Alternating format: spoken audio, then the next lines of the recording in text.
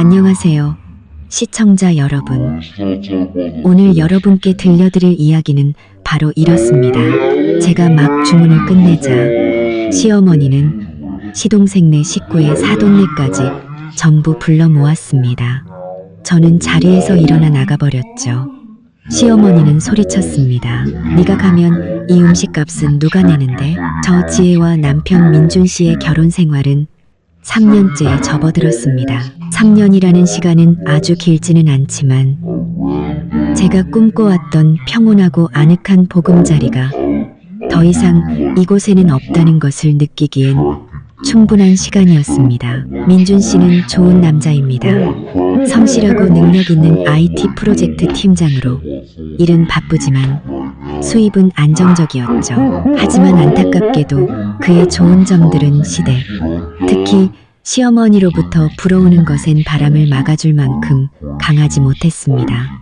3년간의 며느리 생활 동안 저는 인내를 본능적인 반사신경처럼 배우게 되었습니다. 시어머니가 악한 분은 아니셨지만 고치기 힘든 고질병이 하나 있었습니다.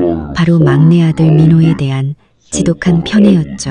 민호는 아내 소미와 아들까지 둔 가장이었지만 어머니 눈에는 여전히 보살핌과 지원, 그리고 형보다 더 큰 특혜를 받아야 할 어린아이일 뿐이었습니다. 남편보다도 말이죠. 결혼한 지 1년 남짓 되었을 때가 생각납니다. 민준 씨가 보너스를 두둑이 받아 오래전부터 약속했던 목걸이를 사주려던 참이었죠. 그런데 그날 저녁 시어머니에게서 다급한 목소리로 전화가 걸려왔습니다. 민준아, 시간 되면 잠깐만 집에 좀 들르렴. 민호가 회사 일 때문에 속상해하고 있단다. 아직 젊고 세상 물정 모르니 형인 네가 좀 도와줘야지.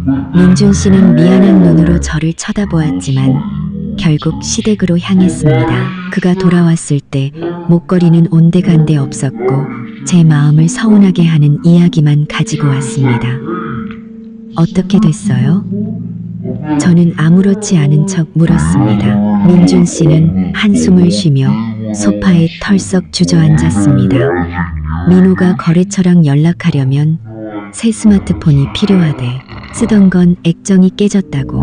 어머니가 형이니까 본보기를 보이고 동생을 도와야 한다고 하셔서 보너스 받은 돈으로 최신형을 사주고 왔어. 저는 그저 침묵할 수밖에 없었습니다. 그 스마트폰은 결코 싸지 않았습니다. 그 돈이면 우리 집 대출금을 한 달 더 갚거나 하다못해 미뤄왔던 제 생일 선물을 살 수도 있었죠. 하지만 이 집에서 민호의 필요는 언제나 최우선이었습니다. 시어머니는 종종 그런 요구를 하셨습니다. 때로는 물건을 사달라는 것이었고, 때로는 민호가 사업 자금으로 쓸 약간의 현금을 달라는 것이었죠. 편애뿐만이 아니었습니다. 시어머니는 공개적인 자리, 특히 친척 모임에서 저를 깎아내리는 것을 서슴지 않으셨습니다. 대놓고 큰 소리로 말하는 건 아니었지만 조용하면서도 뼈가 있고 의미심장한 말들이었죠. 어머, 지혜야. 오늘 입은 옷은 왜 이렇게 칙칙하니? 시집 갔으면 자신을 좀 가꿔야지. 저기 민호 처솜이 좀 봐. 언제나 화사하고 생기 넘치잖아. 딱 시집간 여자 티가 나지. 또 한 번은 제가 식사 후 설거지를 하고 있을 때 시누이에게 이렇게 말하는 걸 들었습니다. 우리 지혜는 IT 쪽이라 그런지 너무 무뚝뚝해. 소미처럼 싹싹하고 말주변이 있질 않잖아. 집안일도 느리고 서툴고 월급은 많이 번다지만 여자가 돈만 잘 벌어서 뭐 하겠니? 저는 모든 걸 들었지만 고개만 숙일 뿐이었습니다. 시어머니에게 아기가 없다는 걸 압니다. 그저 다른 사람을 존중하는 법을 모르시고 민호에 대한 맹목적인 사랑이 제 감정을 무시하게 만들었을 뿐이죠. 저는 늘 참아야 한다고, 온화해야 한다고, 며느리의 도리를 다해야 한다고 스스로를 다독였습니다. 제가 진심으로 민준 씨를 사랑하고 가정의 평화를 지키고 싶었기 때문입니다. 제가 목소리를 내면 모든 것이 무너지고 민준 씨가 어머니와 아내 사이에서 곤란해질까 봐 두려웠습니다. 3년 동안 저는 셀 수 없는 서러움을 삼켰습니다.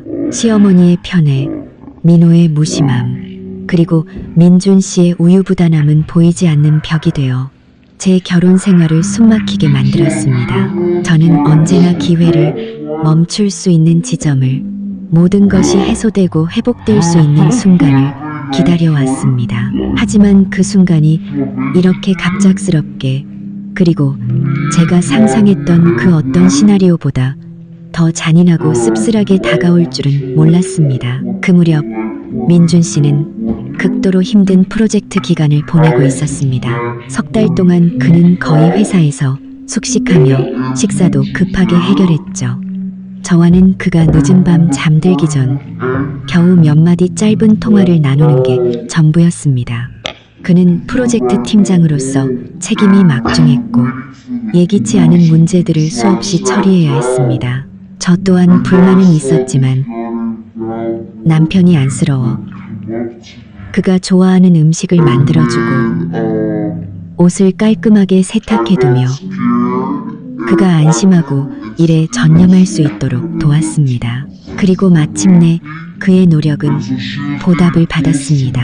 어느 금요일 저녁, 민준 씨는 지친 기색이 역력했지만 숨길 수 없는 기쁨이 어린 눈으로 집에 돌아왔습니다. 그는 저를 와락 껴안았습니다. 마치 석 달간의 부재를 보상하려는 듯 꽉 안아주었죠. 지혜야, 잦은 야근으로 목소리가 쉬어 있었습니다. 프로젝트가 성공했어. 그냥 성공이 아니라 기대치를 훨씬 뛰어넘었대. 회사에서 방금 엄청난 보너스를 입금해줬어. 알아? 저는 제 자신보다 남편을 위해 더 기뻤습니다. 그가 건강과 개인적인 시간을 희생하며 이룬 성과라는 걸 잘 알았기 때문이죠. 정말요? 축하해요, 민준 씨. 정말 대단해요. 그가 웃었습니다. 피곤한 얼굴 위로 오랜만에 보는 진심 어린 미소였죠. 지난 석 달간 당신이 나 때문에 고생한 거 알아. 당신과 어머니께도 고맙다고 말하고 싶어. 두 분을 모시고 정말 맛있는 식사를 하고 싶어. 아주 고급스러운 곳에서 긴장도 풀고 축하도 하고 그리고 조금이나마 관계를 회복하고 싶어. 그가 관계 회복이라는 말을 꺼냈을 때 제 가슴 한쪽이 아려왔습니다. 그는 저와 시어머니 사이의 갈등을 알고 있었습니다. 그저 정면으로 마주할 용기가 없었을 뿐이죠. 이 식사 제안은 민준 씨에게 단순한 보너스 축하가 아니라 집안의 균열을 메우려는 그의 미약한 노력이었습니다. 어머니랑 저를 어디로 데려가고 싶어요? 저는 물었습니다. 이번 기회에 시어머니와 편안하게 마주 앉을 수 있기를 속으로 바랐습니다. 민호나 소미 없이 저 역시 살이 분별할 줄 아는 며느리라는 것을 보여드릴 수 있기를요. 민준 씨는 제 손을 쓰다듬으며 흥분된 눈으로 말했습니다. 내가 알아봤는데 궁한정식이라는 아주 유명한 식당이 있더라고. 음식이 정말 정갈하고 분위기도 고급스럽고 조용하대. 이 식사를 위해 예산은 50만 원 정도로 잡았어. 모두가 즐거웠으면 좋겠어. 50만 원이라니 저는 조금 놀랐습니다. 세 사람의 식사로는 꽤 큰 금액이었죠. 하지만 그의 의도를 이해했습니다. 그는 이 호사를 통해 어머니께 효도하고 아내를 존중하는 마음을 표현하는 동시에 그것을 관계를 잇는 접착제로 사용하고 싶었던 겁니다. 좋아요. 민준 씨가 결정해요. 제게 물어볼 필요 없어요. 저는 망설임 없이 그의 제안을 받아들였습니다. 저는 이런 고급스러운 식사와 사적이고 격식 있는 공간이라면 시어머니께서 잠시나마 민호에 대한 편애를 잊으실 거라고 기대했습니다. 그리고 우리가 진정으로 따뜻한 저녁을, 진정한 가족의 의미를 되새기는 시간을 보낼 수 있을 거라고요. 저는 긴장된 분위기와 은근한 비난에 너무 지쳐 있었습니다. 짧더라도 평화가 필요했습니다. 민준 씨는 즉시 식당에 전화해 예약을 하고 이어서 어머니께 전화를 걸었습니다. 저는 옆에서 얼핏 들을 수 있었죠. 어머니, 저 보너스 크게 받았어요. 어머니랑 지혜 씨 모시고 내일 저녁에 궁 한정식에서 맛있는 식사 대접하고 싶어요. 따로 방도 예약해뒀어요. 전화기 너머 시어머니의 반응은 평소와 완전히 달랐습니다. 무관심하거나 식당을 폄하하거나 가격을 불평하는 평소 모습이 아니었죠. 오히려 목소리는 이상할 정도로 흥분에 차 있었습니다. 어머나, 우리 민준이 정말 장하다. 보너스 많이 받았으면 당연히 엄마랑 아내한테 한턱 내야지. 식당 이름이 뭐라고? 다시 똑똑히 말해봐. 궁 한정식이라고? 방도 예약했다고? 방 이름은 뭐니? 어머님은 쉴 새 없이 질문하며 식당 이름과 방 위치를 꼼꼼하게 재차 확인했습니다. 저는 민준 씨 옆에서 그 통화를 들으며 마음속에 의심이 싹 트는 것을 느꼈습니다. 시어머니의 이런 흥분은 어딘가 부자연스러웠습니다. 평범한 가족 식사에 비해 과도했죠. 하지만 저는 이내 그 의심을 떨쳐버렸습니다. 아마 아들이 성공한 것이 순수하게 기쁘시고 본인도 한 번쯤 호사스러운 기분을 느끼고 싶으셨을 거라고요. 저는 그 과도한 흥분과 꼼꼼한 확인 질문들이 미리 계획된 어떤 시나리오의 첫 신호탄이었다는 것을 전혀 알지 못했습니다. 민준 씨가 기대했던 관계 회복을 위한 식사는 우리 결혼 생활에 가장 큰 파도를 몰고 올 폭풍의 시작점이 될 줄은 꿈에도 몰랐습니다. 다음 날 아침 중요한 저녁 식사를 준비하며 저는 시어머니의 태도에 대한 사소한 의심들을 떨쳐내려 애썼습니다. 어쨌든 지난 3년간 이어져 온 긴장된 분위기를 완화할 좋은 기회라고 스스로를 다독였습니다. 그 정도의 돈이라면 그 식당에서 세 사람이 충분히 성대한 저녁을 즐길 수 있었습니다. 효심을 표현하기에 충분하면서도 너무 과시적이지 않은 수준이었죠. 저는 그 지출 수준을 전적으로 받아들였습니다. 제가 인색한 사람은 아니었습니다. 그저 남편이 땀 흘려번 돈을 소중히 여길 뿐이었죠. 그저 남편이 땀 흘려번 돈을 소중히 여길 뿐이었죠. 만약 이 돈을 쓰는 것이 진정으로 평화와 화해를 가져온다면 저는 기꺼이 감수할 생각이었습니다. 저는 시간을 들여 매우 꼼꼼하게 준비했습니다. 단정하고 우아한 원피스를 골랐습니다. 너무 튀지도 그렇다고 너무 수수하지도 않은 옷으로요. 시어머니께서 항상 제 외모에 신경 쓰신다는 것을 알았기 때문입니다. 어머님은 늘 저를 민호의 아내인 소미와 비교하셨죠. 오늘은 어머님과 민준 씨가 공들여 마련한 이 자리에 대한 존중을 표현하고 싶었습니다. 이 옷 어때요, 민준 씨? 저는 그의 앞에서 한 바퀴 돌아보이며 물었습니다. 넥타이를 매던 민준 씨는 저를 보며 다정하고 희망에 찬 눈빛을 보냈습니다. 아주 예뻐. 당신은 언제나 품이 있어. 어머니도 만족하실 거야. 민준 씨의 말 속에서 저는 어딘가 모를 불안감과 걱정을 읽었습니다.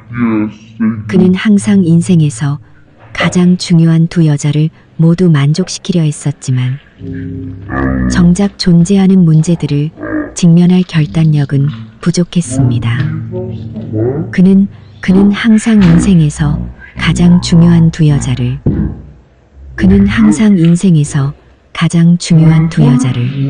그는 이 식사를 일시적으로 갈등을 잊게 할 진정제처럼 사용하고 싶어 했습니다. 저는 그를 탓하지 않았습니다.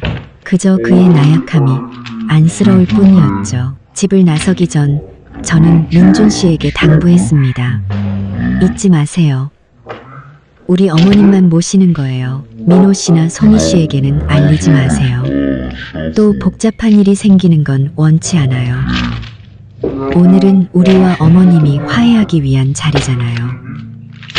제 말 뜻 알죠? 민준 씨는 즉시 고개를 끄덕였습니다. 알아. 알고 말고 어머니께 우리 셋만 가는 거라고 말씀드렸어. 어머니도 알겠다고 하셨고 민준 씨의 확언에 저는 한결 마음이 놓였습니다. 저는 그의 약속을 믿었고 시어머니께서 아무리 민호를 편애하신다 해도 이 특별한 날만큼은 아들의 좋은 의도와 사적인 공간을 존중해 주실 거라 믿었습니다. 우리는 약속 시간보다 조금 일찍 식당으로 향했습니다. 저는 미리 도착해서 모든 것이 잘 준비되었는지 확인하고 시어머니께서 오셨을 때 허둥대는 모습을 보이고 싶지 않았습니다. 가는 길에 민준 씨는 프로젝트에 대한 이야기와 그가 받은 큰 보너스에 대해 계속 이야기했습니다. 저는 그의 말을 들으며 그의 노력에 마음속으로 고마움을 전했습니다. 두 사람 사이의 공기가 이렇게 가볍고 편안했던 것이 얼마 만인지 몰랐습니다. 식당에 도착했을 때 저는 그곳의 단아하고 고급스러운 분위기에 깊은 인상을 받았습니다. 지배인이 우리를 예약된 별실로 안내했습니다. 방의 이름은 화목실이었습니다. 방은 그리 크지 않았지만 고전적인 스타일로 장식되어 아늑하고 조용했습니다. 식탁은 4명에서 6명 정도가 앉기에 딱 맞는 크기로 친밀하고 따뜻한 느낌을 주었습니다. 그때 저는 방을 둘러보며 만족감을 느꼈습니다. 이런 공간이라면 우리 세 사람만 있다면 모든 것이 완벽할 텐데 저는 민준 씨와 함께 자리에 앉아 시어머니를 기다렸습니다. 메뉴판을 열고 식당의 유명한 요리들을 살펴보며 평화로운 저녁 식사를 준비하고 있었습니다. 저는 그 평화가 시작되기도 전에 산산조각 날 준비를 하고 있었다는 것을 전혀 알지 못했습니다. 민준 씨와 저는 화목실에 약 15분 일찍 도착했습니다. 저는 이곳의 조용하고 고급스러운 분위기가 마음에 들었습니다. 정말 마음이 편안해지는 기분이었죠. 몇 달 만에 처음으로 결혼 생활의 바쁜 일상과 자잘한 스트레스에서 벗어나 진정한 여유를 즐기는 기분이었습니다. 이것 좀 봐요. 여기 신선로가 아주 유명하대요. 어머니가 이 음식 칭찬하시는 걸 자주 들었어요. 하나 시킬까요? 민준 씨가 제게 메뉴판을 건네며 아이처럼 신나게 말했습니다. 저는 미소 지으며 고개를 끄덕였습니다. 네, 어머니가 이 음식 얘기 자주 하셨던 거 기억나요? 어른들 입맛에 맞게 담백하고 전통적인 음식들로 시켜요. 너무 특이한 건 시키지 말고요. 우리는 시어머니께서 분명 좋아하실 만한 전체 요리와 주요리 몇 가지를 주문하기 시작했습니다. 신선로, 대하찜, 그리고 특별 버섯 전골, 모두 담백하고 전통적인 요리들이었고 가격도 우리가 정한 예산 안에 있었습니다.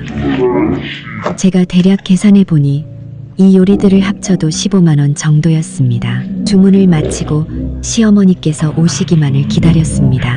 기다리는 동안 어젯밤 시어머니와의 통화가 다시 떠올랐습니다. 그 과도한 흥분, 장소와 방 이름까지 꼼꼼하게 확인하던 질문들이 계속 머릿속을 맴돌았습니다. 저는 여전히 어머님의 태도에서 뭔가 이상하고 부자연스러운 점을 느끼고 있었습니다. 저는 민준 씨에게 물었습니다. 민준 씨, 어제 어머니 통화하시는 거 들어보니까 이 방에 대해 굉장히 자세히 물어보시던데 무슨 일이라도 있나요? 민준 씨는 어깨를 으쓱하며 제 의심을 떨쳐내려 했습니다. 그냥 기분이 좋으셔서 그러셨겠지. 내가 이렇게 제대로 된 식사 대접하는 게 얼마만이야. 큰 잔치에 가는 것처럼 생각하셔서 잘 준비하시려고 장소를 자세히 알아본 거겠지. 그래도 방 이름까지 그렇게 꼼꼼하게 물어보시는 건 좀. 저는 살짝 미간을 찌푸렸습니다. 여자의 직감이 뭔가 잘못되었다고 말하고 있었죠. 에이, 지혜야, 너무 복잡하게 생각하지 마. 당신도 알잖아. 어머니가 나쁜 분은 아니라는 거. 그냥 민호를 조금 더 예뻐하실 뿐이야. 오늘은 우리 셋뿐이니까 모든 게 잘 될 거야. 저는 민준 씨의 긴장한 얼굴을 보고 더 이상 묻지 않기로 했습니다. 그의 기분을 망치고 싶지 않았습니다. 내가 그동안 쌓인 서러움 때문에 너무 예민해졌나 봐. 저는 스스로를 다독였습니다. 시어머니께서는 그저 아들이 성공한 것이 기쁘고 고급스러운 곳에 초대받았으니 아들 체면을 세워주기 위해 잘 준비하고 싶으셨을 거라고 그렇게 단순하게 생각하려 했었습니다. 약 10분 후 화목실의 문이 열리고 시어머니께서 들어오셨습니다. 평소의 편안한 실내복 차림이 아니었습니다. 오늘은 옅은 보라색 개량 한복을 입고 가지고 계신 유일한 금목걸이를 하고 계셨습니다. 화장도 꼼꼼히 하시고 머리도 단정하게 올리셨죠. 환하게 빛나는 모습이었지만 그 빛남 속에는 제가 이전에 본 적 없는 자만심과 계산적인 분위기가 서려 있었습니다. 어머, 민준아, 지혜야. 어머님은 큰 소리로 말하며 기쁨에 찬 얼굴로 우리 쪽으로 빠르게 걸어오셨습니다. 미안하다. 조금 늦었지. 네가 이렇게 좋은 곳에 초대했는데 엄마도 잘 차려입고 와야 하지 않겠니? 민준 씨는 일어나 어머니를 맞았고 그의 얼굴은 기쁨으로 환해졌습니다. 괜찮아요, 어머니. 앉으세요. 시어머니는 자리에 앉아 방안을 빠르게 훑어보시더니 우리가 방금 주문한 메뉴판에 시선을 고정했습니다. 어머님은 메뉴판을 집어들어 우리가 고른 음식들을 훑어보셨습니다. 그분의 얼굴에 불만스러운 듯한 미묘한 표정이 스쳐 지나갔지만 이내 그 표정을 감추셨습니다. 시어머니는 메뉴판을 내려놓고 제가 보기엔 조금 어색한 미소를 지으셨습니다. 그분은 다른 약속들을 얼마나 많이 거절하고 우리와 함께하기 위해 이곳에 왔는지에 대해 늘어놓기 시작했습니다. 저는 즐거운 분위기를 만들고자 최대한 열심히 대화에 참여하려 했었습니다. 그때까지도 저는 희망을 품고 있었습니다. 시어머니께서 조금 과장되게 행동하시더라도 오늘 밤은 평범한 식사, 저와 그분의 관계에 긍정적인 전환점이 될 것이라고 생각했습니다. 저는 그 화려한 외모와 거짓된 흥분 아래 시어머니께서 이미 시나리오를 준비해 두셨고 우리 부부가 그 연극의 꼭두각시라는 사실을 전혀 알지 못했습니다. 첫 번째 불길한 징조가 제 눈앞에 곧 나타나려 하고 있었습니다. 시어머니께서 자리에 앉으신 후 화목실의 분위기는 다소 차분해졌지만 저는 여전히 보이지 않는 긴장감을 느낄 수 있었습니다. 민준 씨는 어머니께 프로젝트와 보너스에 대해 더 자세히 이야기하며 분위기를 부드럽게 만들려고 애썼습니다. 시어머니는 고개를 끄덕이며 들었지만 시선은 테이블 중앙에 놓인 메뉴판에서 떼지 않으셨습니다. 어머니, 지혜 씨랑 제가 어머니 좋아하시는 전통 음식들로 미리 좀 주문해놨어요. 민준 씨가 다정한 목소리로 말했습니다. 신선로랑 대하찌며 어머니께서 이거 못 드신 지 오래됐다고 하셨잖아요. 맞죠? 시어머니는 바로 대답하지 않으셨습니다. 그분은 다시 메뉴판을 집어들어 우리가 주문한 음식들을 훑어보셨습니다. 저는 그분이 아주 살짝 미간을 찌푸리는 것을 보았습니다. 주의 깊게 보지 않았다면 알아채지 못할 만큼 빠른 움직임이었죠. 아마도 우리가 고른 담백한 전통 음식들이 그분의 기대에 미치지 못했던 모양입니다.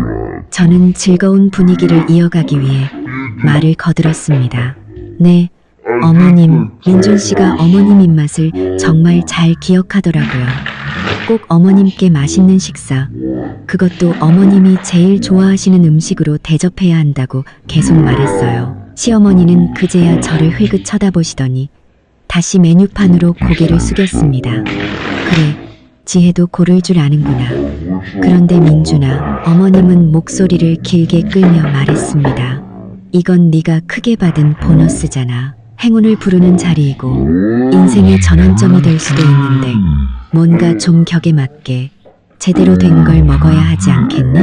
저는 속으로 생각했습니다.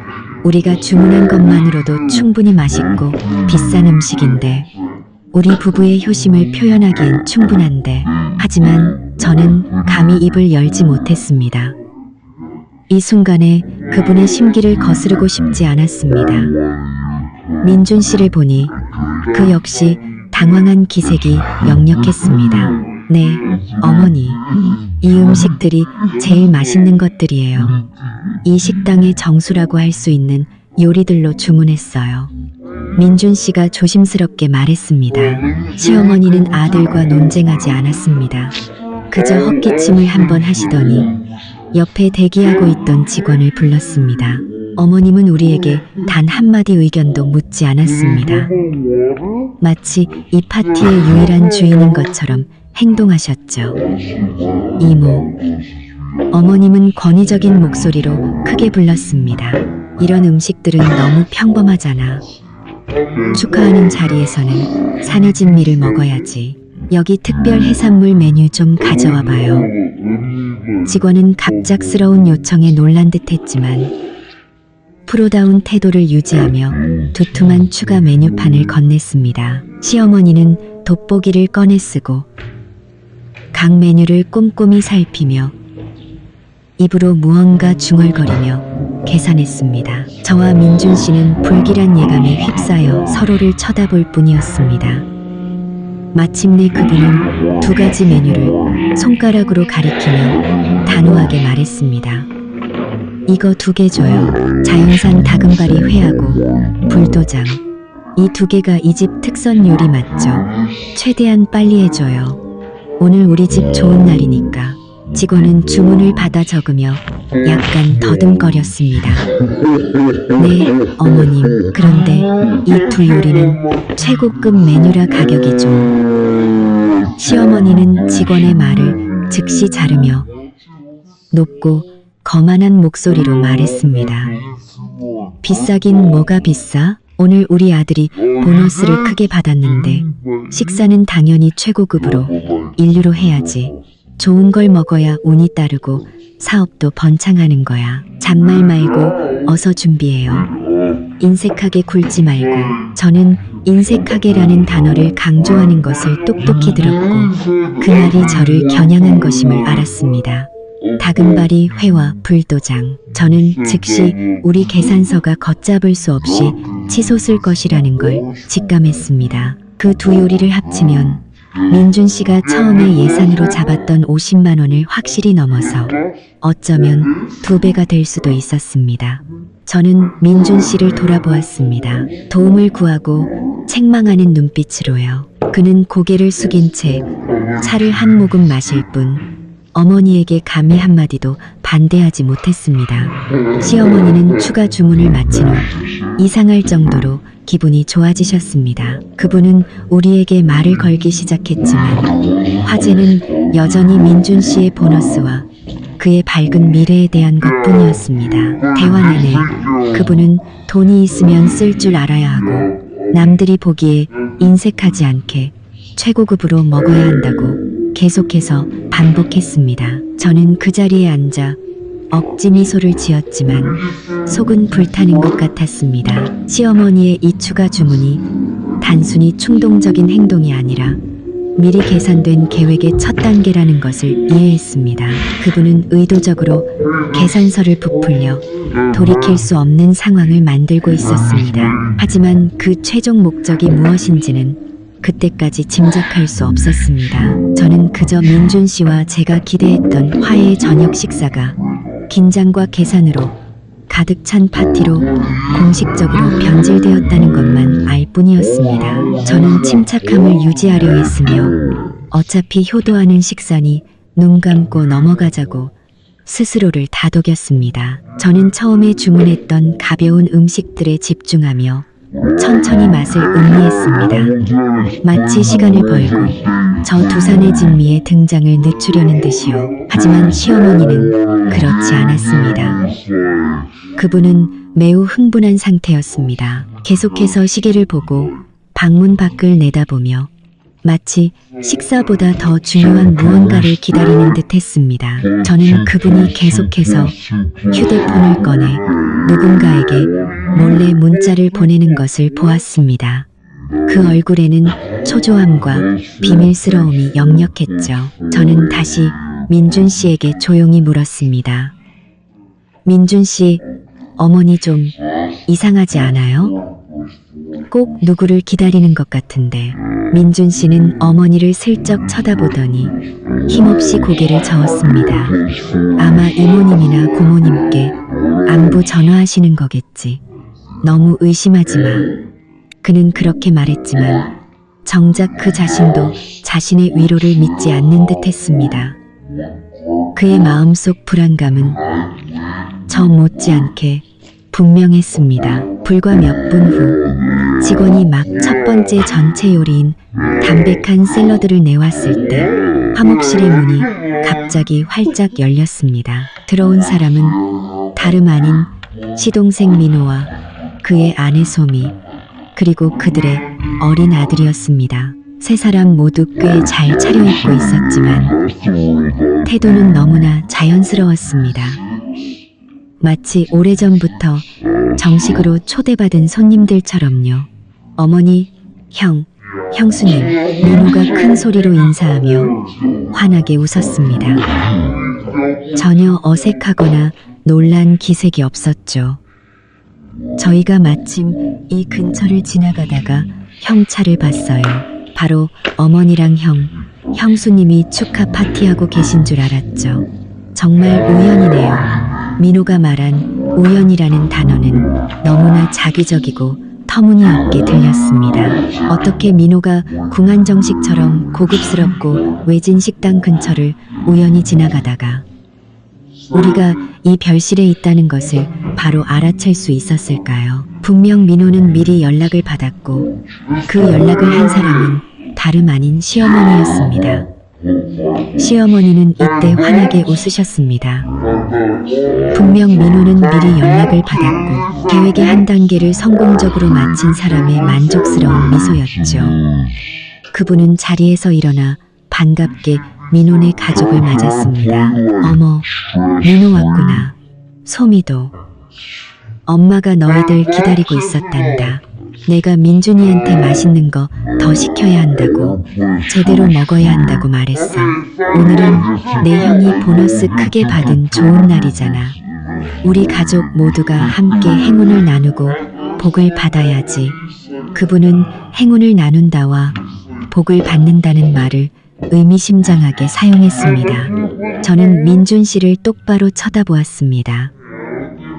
그의 얼굴은 창피함과 무력감으로 빨갛게 달아올라 있었습니다. 그는 민호의 등장을 전혀 모르고 있었던 것이 분명했습니다. 어머니, 세 사람만 오기로 하셨잖아요. 민준 씨가 더듬거리며 말했지만 그의 목소리는 시어머니와 민호의 웃음소리에 묻혀버렸습니다. 에이, 참, 시어머니는 손을 내저었습니다. 내 동생이 온 게 뭐 어때서? 다 한 식구인데, 그리고 지혜는 형수니까 당연히 이해해야지. 어서 민호야, 소미야, 다들 앉아라. 엄마가 다금바리 회랑 불도장 시켜놨다. 역시 너희들이 와야 더 시끌벅적하고 분위기가 살지. 민호와 소미는 제 안색은 살피지도 않고 재빨리 의자를 끌어다 앉았습니다. 소미는 제게 도발적인 미소를 지으면서도 가식적인 호칭은 잊지 않았습니다. 안녕하세요, 형수님. 오랜만이에요. 오늘 형부 덕분에 저희가 이런 고급스러운 곳에 다 와보네요. 저는 목구멍으로 넘어오는 울분을 삼키며 최대한 차분한 목소리를 유지하려 애썼습니다. 그래, 소미 씨. 와줘서 좋네. 하지만 난 미리 연락받은 게 없어서. 민호가 즉시 끼어들었습니다. 에이, 형수님. 뭘 그렇게 딱딱하게 구세요. 한 가족인데 형이 보너스 받았으면 다 같이 기뻐해야죠. 그런 사소한 일에 연연하지 마세요. 5분도 채 안 돼요. 처음에 조용하고 아늑했던 공간은 사라졌습니다. 원래 유기농이었던 화목실은 이제 비좁아졌습니다. 저는 이것이 시어머니께서 준비한 두 번째 불길한 징조라는 것을 알았습니다. 그분은 제가 비싼 식사비를 내게 하려는 것뿐만 아니라 초대받지 않은 민원의 가족의 식사비까지 내게 하려는 것이었습니다. 행운을 나눈다는 명목 아래서요. 제가 민호와 소미의 등장을 겨우 소화하며 이 난처한 상황에 어떻게 대처할지 고민하고 있을 때 더 끔찍한 일, 치명적인 한 방이 예기치 않게 닥쳐와 저는 거의 평정심을 유지할 수 없게 되었습니다. 민호, 소미, 그리고 그들의 어린 아들의 등장은 화목실을 아늑한 공간에서 비좁고 시끄러운 곳으로 바꿔버렸습니다. 민준 씨의 얼굴에는 여전히 당혹감과 혼란이 서려 있었고 시어머니는 만족감을 감추지 못하셨습니다. 그분은 계속해서 민호와 소미에게 자리에 앉으라고 재촉하며 메뉴판을 보고 마음에 드는 것을 더 시키라고 말했습니다. 민호야, 소미야, 둘이 보고 뭐 새로운 거, 비싼 거 있으면 더 시키렴. 어머님은 과시하듯 그리고 가식적으로 호탕한 척하며 큰 소리로 말했습니다. 오늘은 내 형이 쏘는 날이야. 보너스 크게 받았으니 실컷 먹어야지. 저는 소미와 마주 앉아 최대한 평온한 표정을 유지하려 애썼습니다. 소미는 영악한 여자였습니다. 그녀는 무슨 일이 벌어지고 있는지 정확히 알고 있었죠. 그녀는 제게 비웃는 듯한 미소를 짓더니 조금의 망설임도 없이 메뉴판을 펴고 최고급 해산물 요리들을 훑어보기 시작했습니다. 민호는 재빨리 어머니 곁으로 다가가 귓속말로 무언가를 속삭였습니다. 민준 씨는 제 옆에 앉아 테이블 아래로 제 손을 꽉 잡았습니다. 마치 말없는 사과처럼요. 저는 그의 손을 마주 잡으며 그에게 약간의 진정을 전하려 했지만 제 마음속은 분노로 들끓고 있었습니다. 이 뻔뻔한 계획을 세운 시어머니에게 화가 났고 감히 반대 한마디 못하는 민준 씨의 나약함에도 화가 났습니다. 바로 그때 전체 요리인 샐러드가 나왔습니다. 시어머니는 서둘러 한 젓가락을 떠서 민호에게 그리고 또 한 젓가락을 손자에게 주셨습니다. 그분은 저와 민준 씨의 존재를 완전히 잊으신 듯 했습니다. 작은 방은 이제 민호네 가족의 시끄러운 웃음소리로 가득 찼습니다. 소미는 휴대폰으로 음식 사진을 찍고 있었습니다. 분명 친구들에게 자랑하려는 것이겠죠. 소미야, 뭐 더 시킬 거 골랐니? 시어머니가 물었습니다. 소미는 명랑하게 웃으며 대답했습니다. 네, 어머님, 지금 보고 있어요. 여기 킹크랩 찜이 정말 맛있어 보이네요. 어머님, 우리 한 마리 시켜서 다 같이 맛볼까요? 오늘 형부가 이렇게 통 크게 쏘시는데. 그녀는 제 반응을 떠보려는 듯 의도적으로 저를 쳐다보며 말했습니다. 시어머니는 연신 고개를 끄덕였습니다. 그래, 지혜가 그랬어. 풍족하게 먹어야 운이 따른다고. 어서 시키렴. 망설이지 말고. 민준이는 돈 많아. 저는 그 뻔뻔한 거짓말을 똑똑히 들었습니다. 저는 그런 말을 한 적이 없었습니다. 비용을 부풀리려고 한 것은 바로 시어머니 본인이었죠. 저는 반박하려고 입을 열었지만 민준 씨가 제 손을 더 꽉 쥐었습니다. 그는 고개를 저으며 제게 조용히 있으라는 신호를 보냈습니다. 그는 이곳에서 일을 크게 만들고 싶지 않았던 겁니다. 그는 여전히 참고 넘기면 끝날 것이라는 순진한 생각을 하고 있었습니다. 시계를 보니 벌써 저녁 7시가 넘어가고 있었습니다. 저는 정말 피곤하고 모욕감을 느꼈습니다. 화해를 위한 식사는 완전히 실패했습니다. 그것은 우리 부부의 뺨을 때리는 파티로 변질되었고 민준 씨는 그것을 막아낼 용기조차 없었습니다. 민호가 비싼 와인을 추가로 주문하고 소미가 곧 나올 킹크랩찜에 대해 아들에게 신나게 설명하고 있을 때 또 다른 끔찍한 일이 벌어졌습니다. 이 사건은 모든 것이 평범한 가족 식사의 범주를 넘어섰다는 것을 깨닫게 해주었습니다. 그것은 정교하고 잔인하게 연출된 한 편의 연극이었습니다. 화목실의 문이 다시 한번 열렸습니다. 이번에는 한두 명이 아니었습니다. 약 9명이나 되는 무리가 차례로 방으로 들어왔고 이미 비좁았던 방은 극도로 답답하고 혼란스러워졌습니다. 그들이 누구냐고요? 바로 소민의 친정 식구들, 즉 사돈댁이었습니다. 소미의 부모님, 형제자매, 그리고 어린 조카들까지요. 그들은 모두 얼굴에 한바구음을 띤 채 들어왔고 고급스러운 공간과 풍성한 식탁을 보자 눈이 호기심과 탐욕으로 빛났습니다. 어머나, 사돈어른 오셨어요. 시어머니는 벌떡 일어나 예의도 잊은 채 기쁘게 외쳤습니다. 그분은 그들을 반갑게 맞이했습니다. 마치 자신이 이 파티의 주인이고 오랫동안 그들을 기다려온 것처럼요. 사돈어른, 어서 들어오세요. 기다리고 있었어요. 마침 딱 맞춰 오셨네요. 그분은 손으로 의자를 끌어주며 그들을 앉으라고 권했습니다. 화목실은 이제 시장 바닥으로 변해버렸습니다. 총 13명의 초대받지 않은 손님, 시어머니, 민호, 소미, 그들의 아들, 그리고 9명의 사돈 식구들, 최대 6명만 들어갈 수 있는 공간에 그들이 빽빽하게 들어차 있었습니다. 어른들은 서로 밀치고 아이들은 뛰어다니고 시끄러운 대화 소리, 큰 웃음소리, 의자 끄는 소리, 모든 것이 너무 빠르고 혼란스럽게 일어났습니다. 저는 그 자리에 얼어붙은 듯 앉아 있었습니다. 마치 얼음물을 뒤집어 쓴 것처럼 온몸이 차갑고 마비되는 기분이었습니다. 저는 눈앞의 혼란스러운 광경을 초대받지 않은 손님들의 눈에 서린 탐욕과 뻔뻔함을 보며 마치 새장 속에 갇혀 빠져나갈 길 없는 작은 새가 된 기분이었습니다. 문득 서유기 이야기가 떠올랐습니다.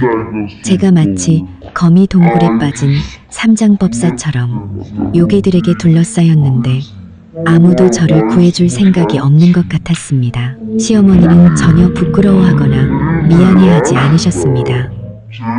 그분은 저와 민준 씨를 돌아보며 목소리 톤을 완전히 지시하고 강요하는 투로 바꿨습니다. 민준아, 지혜야, 둘이 뭐하니? 어서 의자 좀 더 가져와. 사돈댁이 이렇게 많이 오셨는데 정성껏 대접해야지. 서둘러 음식도 더 시켜야 하니까. 소미는 즉시 일어나 재빨리 저를 자기 부모님께 소개했습니다. 아, 아빠, 엄마. 이쪽은 제 형수님, 지혜 형수님이에요. 오늘 형님이랑 형수님이 우리 식구들 다 대접하는 거예요. 형부가 회사에서 보너스를 엄청 크게 받으셨거든요. 소미의 부모님은 저를 훑어보는 듯한 평가적인 눈빛으로 보더니 매우 거만한 태도로 고개를 끄덕였습니다. 소미의 어머니가 큰 소리로 말했습니다. 어머나, 맏며느리가 이렇게 능력있고 사리분별이 밝으니 우리 사돈댁은 참 복도 많으시네. 저는 소리치고 싶었습니다. 테이블을 뒤엎고 일어나 누가 대접한다는 거냐?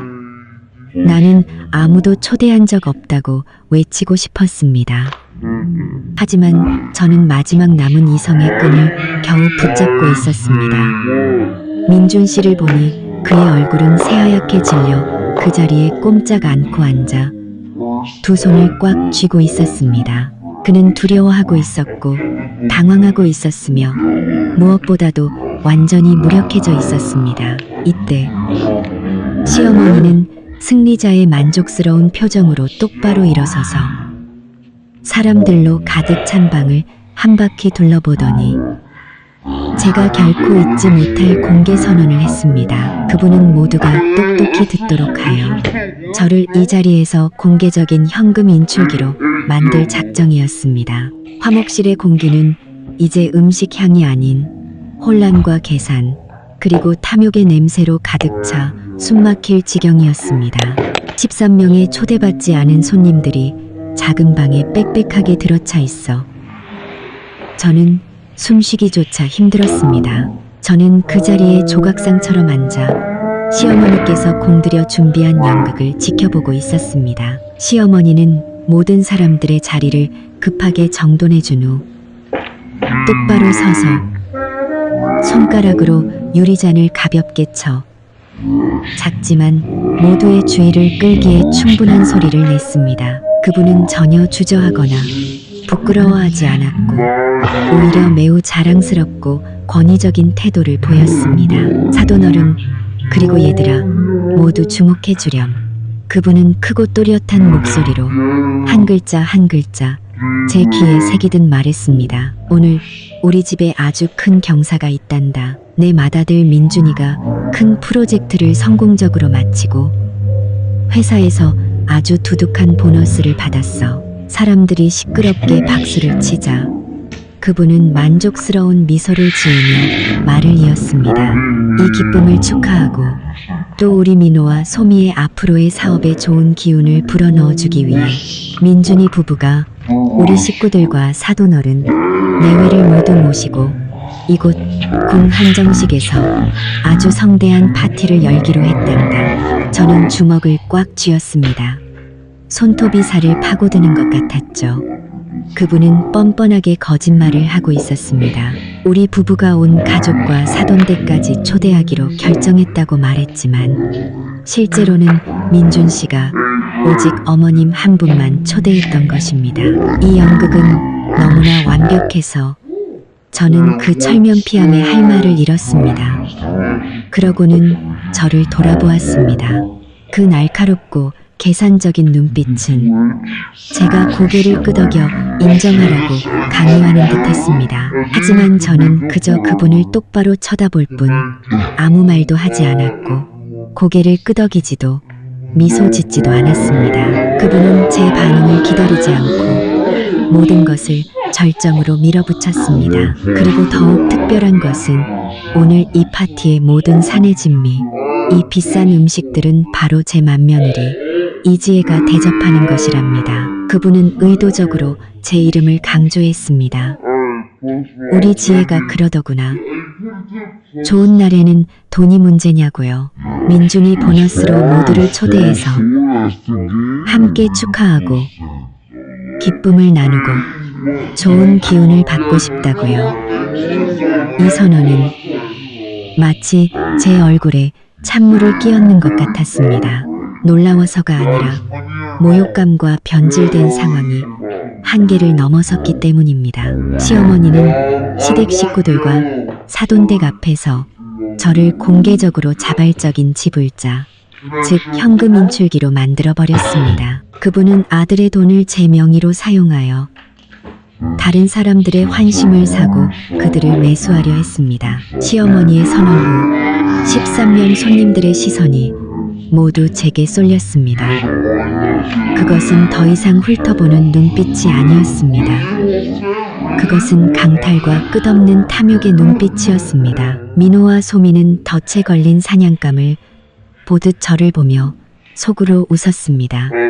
민준 씨는 마침내 반응을 보였습니다. 그는 당황하며 자리에서 일어나 반박하려 했지만 시어머니가 재빨리 그의 어깨에 손을 얹고 꽉 누르며 귓속말로 무언가를 말했습니다. 그는 얼굴이 창백해진 채로 의자에 털썩 주저앉아 고개를 숙였습니다. 그는 어머니에게 완전히 제압당한 것입니다. 저는 이 순간 저의 모든 인내와 화해를 위한 노력이 물거품이 되었음을 깨달았습니다. 이 파티는 더 이상 화해의 기회가 아니었습니다. 그것은 우리 부부의 돈을 뜯어내고 시어머니가 민호를 편애한다는 것을 과시하며 제가 그 뻔뻔함을 묵묵히 받아들이게 하려는 덫이었습니다. 가슴이 꽉 막히는 기분이었습니다. 하지만 그 극도의 모욕감 속에서 차갑고 이성적인 불꽃이 제 안에서 타올랐습니다. 저는 더 이상 이 상황을 그대로 둘 수 없다는 것을 알았습니다. 시어머니의 강압적인 공개 선언 직후 방 안의 숨막히는 분위기는 즉시 혼란과 탐욕의 상태로 바뀌었습니다. 시동생 민호가 가장 먼저 행동에 나섰습니다. 그는 소미의 손에서 메뉴판을 낚아채더니 조금의 망설임도 없이 비싼 해산물 페이지를 펼쳤습니다. 퍼리순탕, 퍼리선행 페이지를 퍼리선이고 그는 시동생 민호가 가장 먼저 행동에 나섰습니다. 그는 환희에 찬 목소리로 탐욕을 숨기지 않고 크게 말했습니다. 와, 형수님, 정말 통이 크시네요. 우리 식구들, 형과 형수님의 이 좋은 마음에 걸맞게 정말 맛있고 제대로 된 음식들로 주문해야겠어요. 소미도 재빨리 말을 보탰습니다. 네, 맞아요. 어머님, 오빠, 우리 전복 마늘찜이랑 제비집 스프도 추가로 시킬까요? 여기 이게 보양식으로 그렇게 좋대요. 사돈어른이랑 우리 손주 보양 좀 시켜드려야죠. 그녀는 의도적으로 사돈과 손주를 언급하며 제게 도덕적인 압박을 가했습니다. 소민의 친정 식구들도 시어머니의 선언과 민호 부부의 제안을 듣고는 슬슬 기세를 올리기 시작했습니다. 그들은 서로 비싼 음식들에 대해 속삭이기 시작했죠. 소미의 아버지, 나이는 지긋했지만 눈빛에 계산이 가득한 그 남자는 메뉴판을 집어들고 한 메뉴를 가리키며 큰 소리로 말했습니다. 이봐, 여기 이 킹크랩찜이 이 동네에서 제일 맛있다고 하던데 어차피 오늘 같은 날은 드무니까 맏며느리가 이렇게 마음을 썼으니 우리도 그냥 즐기자고. 소미의 어머니도 큰 소리로 웃으며 동조했습니다. 맞아요. 맞아. 우리가 언제 또 이렇게 고급스러운 곳에 와보겠어요. 민준이랑 지혜가 이렇게 마음을 썼는데 우리가 거절할 수는 없지. 에라, 모르겠다. 그냥 귀한 거란 귀한 건 다 시켜봅시다. 그들은 킹크랩, 전복, 제비집뿐만 아니라 해삼, 샥스핀 등 온갖 산의 진미를 추가로 주문했습니다. 그들이 주문하는 메뉴 하나하나가 우리 부부에게 끔찍한 재정적 부담으로 돌아왔습니다. 그들은 저를, 이지혜를 감정이나 한계 따위는 신경 쓸 필요 없이 마음껏 돈을 뽑아 쓸 수 있는 공공현금 인출기처럼 여겼습니다. 민호는 심지어 메뉴판에서 가장 비싼 프랑스산 와인을 따로 주문하며 좋은 술을 마셔야 진정한 축하라고 말했습니다. 형도 한 잔 맛보실래요? 그는 의도적으로 저를 쳐다보지 않고 민준 씨에게만 말을 걸며 저를 투명인간 취급했습니다. 직원은 이 혼란스러운 광경과 쏟아지는 비싼 주문들을 보고는 당황한 기색이 역력했습니다. 그녀는 계산할 사람을 다시 확인하려는 듯 우리 쪽을 쳐다보았습니다. 시어머니는 그것을 보고 다시 나섰습니다. 이모, 그냥 다 적어요. 오늘 우리 맏며느리가 쏘는 거니까 제일 신선하고 제일 비싼 걸로 해줘요. 모든 일은 15분도 채 안 되어 일어났습니다. 세 사람, 예산 50만 원으로 시작된 식사는 이제 제가 감히 상상할 수도 없는 거액의 계산서로 부풀어 올랐습니다. 그것은 단순히 2배, 3배가 아니라 아마 원래 예산의 몇 배는 좋게 될 것이었습니다. 저는 시댁과 사돈댁의 끝없는 탐욕을 그저 지켜보고 있었습니다. 그들은 시끄럽게 웃고 떠들며 메뉴판을 서로 뺏어보고 어떤 음식이 더 맛있는지 더 비싼지 토론했습니다. 저와 민준 씨의 섬뜩할 정도의 침묵에는 전혀 신경 쓰지 않았습니다. 저는 민준 씨를 돌아보았습니다. 그는 여전히 고개를 숙인 채 저를 쳐다보지도 어머니나 동생을 쳐다보지도 못했습니다. 저는 그가 부끄러워하고 무력해하며 아내를 지키지 못한 자기 자신에게 극도로 실망하고 있다는 것을 알았습니다. 이 순간 그의 비겁함은 제 인내의 잔을 넘치게 한 마지막 물방울이었습니다. 저의 인내와 화해에 대한 희망이 치욕과 상실로 되돌아왔다는 것을 깨달았습니다. 저는 더 이상 가만히 앉아 있을 수 없었습니다. 이 혼란과 뻔뻔함을 끝내기 위해 무언가를 해야만 했습니다. 화목실은 이제 제게 무성 연극의 무대와도 같았습니다. 저를 제외한 모든 사람들이 말하고 웃고 주문하고 기뻐하고 있었습니다. 저의 침묵은 주변의 혼란과 소음과 극명한 대조를 이루었습니다. 저는 고립되었고 저 13명의 뻔뻔함 앞에서 무생물처럼 변해버린 기분이었습니다. 저는 남편 민준 씨를 돌아보았습니다. 그는 여전히 테이블 밑에서 두 손을 꽉 쥔 채 고개를 숙이고 앉아 있었습니다. 그는 여전히 테이블 밑에서 두 손을 꽉 식당의 따뜻한 노란 조명이 그의 얼굴을 비추며 그의 극심한 당혹감과 수치심을 드러냈습니다. 그의 얼굴은 분노가 아닌 혼란과 무력감으로 붉게 달아올라 있었습니다. 저는 민준 씨가 좋은 사람이라는 걸 압니다. 그는 저를 사랑하지만 그 사랑과 친절함은 맹목적인 효심과 나약함에 가려져 있었습니다. 그는 어머니에게 몇 번이고 조종당했고 이번에는 모든 것이 통제 불능 상태에 이르도록 내버려 두었습니다. 저는 그의 팔을 가볍게 흔들며 나지막이 불렀습니다. 민준 씨. 그가 깜짝 놀라 고개를 들어 저를 보았습니다. 그의 눈빛은 간청과 두려움으로 가득 차 있었습니다. 그는 제 눈을 똑바로 쳐다보지 못했습니다. 이대로 두면 안 돼요. 저는 낮고 차가운 목소리로 말했습니다. 저 사람들이 우리 돈으로 무슨 짓을 하고 있는지 좀 보세요. 당신의 선의를 악용하고 저를 모욕하고 있잖아요. 민준 씨는 더듬거렸습니다. 그의 목소리는 모기 소리처럼 작아서 가족들의 소음에 거의 들리지 않았습니다. 나도 알아. 하지만 지금 어머니가 기뻐하시잖아. 사돈댁도와 계시고. 내가 이 분위기를 망칠 수는 없어. 지혜야, 분위기를 망칠 수 없다고요?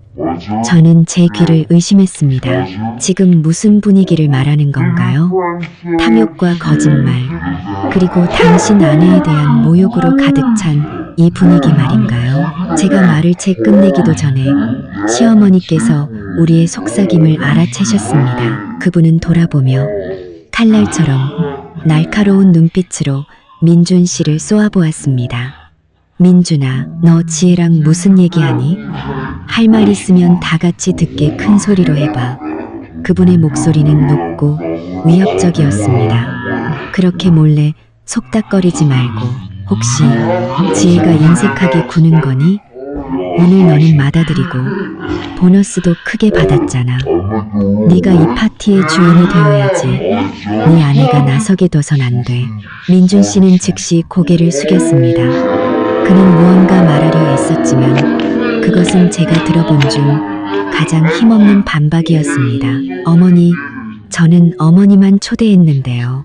손님을 너무 많이 부르셔서 예산을 초과했어요. 민준 씨의 그 반박은 시어머니에 의해 모든 사람 앞에서 가차없이 묵살되었습니다. 너 지금 뭐라고 했니? 이 녀석이 엄마가 손님을 더 부른 건 내 체면을 세워주려고.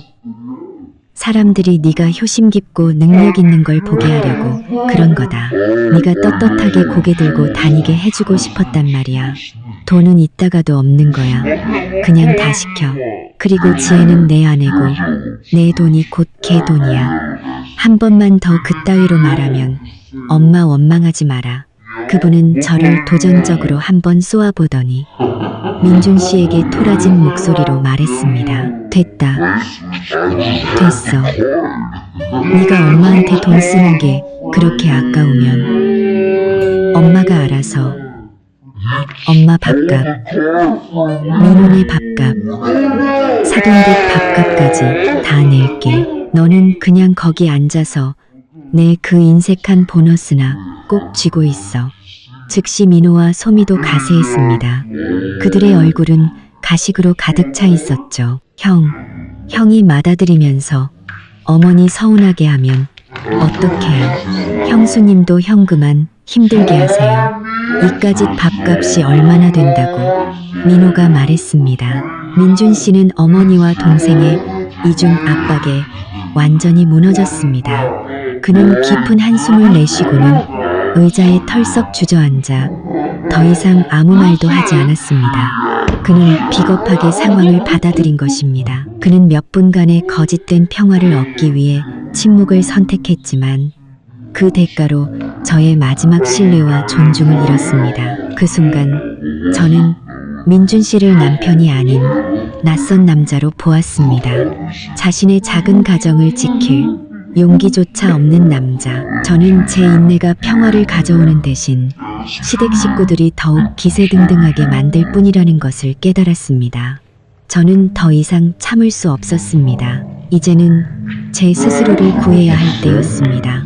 민준 씨의 무력감과 침묵의 동의는 그가 상황을 해결해 줄 것이라는 제 마지막 희망마저 앗아갔습니다. 등골을 타고 차가운 기운이 흘렀습니다. 두려움 때문이 아니라 차갑고 단호한 결심 때문이었습니다. 저는 조용히 젓가락을 내려놓았습니다. 아주 작은 소리였지만 제 귀에는 무언가의 끝을 알리는 종소리처럼 들렸습니다. 의자에 놓여있던 핸드백을 집어들었습니다. 제가 일어서자 시끄럽던 방 안이 순간 조용해지는 듯 했습니다. 시어머니부터 민호, 소미, 그리고 사돈댁까지 모든 시선이 제게 쏠렸습니다. 그들은 저를 의아하고 이해할 수 없다는 듯 그러면서도 경멸이 섞인 눈빛으로 쳐다보았습니다. 그들은 제가 화장실에 가거나 혹은 너무 창피해서 자리를 피하려는 것이라고 생각했겠죠. 저는 마지막으로 민준 씨를 돌아보았습니다.